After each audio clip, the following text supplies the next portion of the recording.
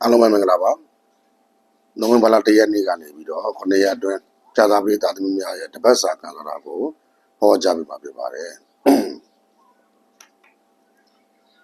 ကြာသပတေးသားသမီးတွေကဒီကာလမှာအလုံးနဲ့ပတ်သက်ပြီးတော့ဝန်တော့မှုတွေဖြစ်တတ်ပါတယ်ကြီးကဲသူနဲ့ပတ်သက်ပြီးတော့လည်းဝန်တော့မှုတွေဖြစ်တတ်ပါတယ်နေရာထိုင်ခင်းနဲ့ပတ်သက်ပြီးတော့လည်းစိတ်တိုင်းမကြဘူးဝန်တော့မှုတွေဖြစ်တတ်တယ်နော်အိမ်တော်ကြီးနဲ့ပတ်သက်လာရင်လည်းအိမ်တော်ဘက်ကိုအကြောင်းပြုပြီးတော့နော်ဥပ္ပန္နတာတွေနော်ဝန်တော့မှုဖြစ်စရာတွေကြုံရမယ့်ကာလလည်းဖြစ်ပါတယ်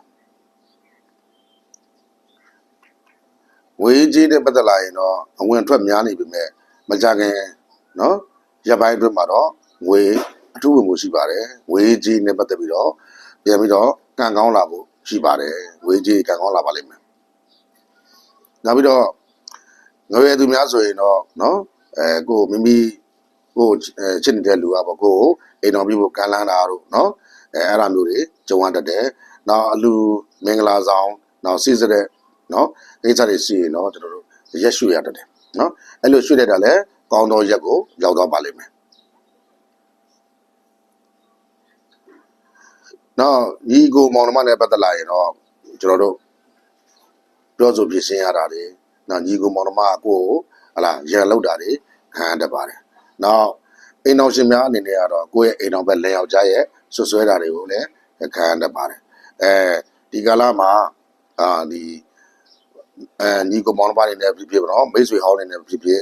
စက်တူလုပ်ဖို့နော်ဆွေးနွေးတာတွေတိုင်ပင်တာတွေညှိနှိုင်းတာတွေပြုလုပ်ရမယ့်ကာလလည်းဖြစ်ပါတယ်နော်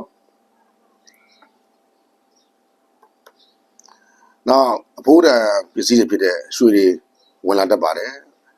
ဝင်ကိန်းလည်းရှိနေပါတယ်နောက်သားသမီးနဲ့ပတ်သက်ပြီးတော့ပူပင်စရာမလိုပါဘူးเนาะစိတ်ချမ်းသာကြရကြောင်းပါလိမ့်မယ်အဲ့လိုပဲအောက်လက်ကစားနဲ့ပတ်သက်လာရင်လည်းပြထွက်သွားတဲ့ကလေးတွေရှိရင်လည်းအောက်လက်ကစားရှိရင်လည်းကိုစီပြန်ဝင်လာတဲ့ကာလလည်းဖြစ်ပါတယ်เนาะလက်ခံလို့လည်း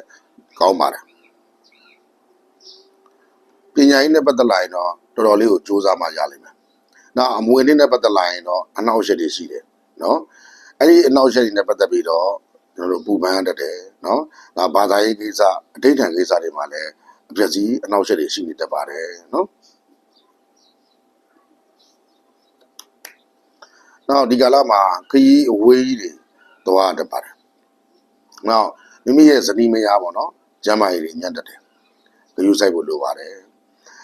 အများကိစ္စအဖွဲ့အစည်းကိစ္စနဲ့ပတ်သက်လာရင်လုံးဝမဝင်တာကောင်းတယ်မပတ်သက်တာကောင်းတယ်เนาะ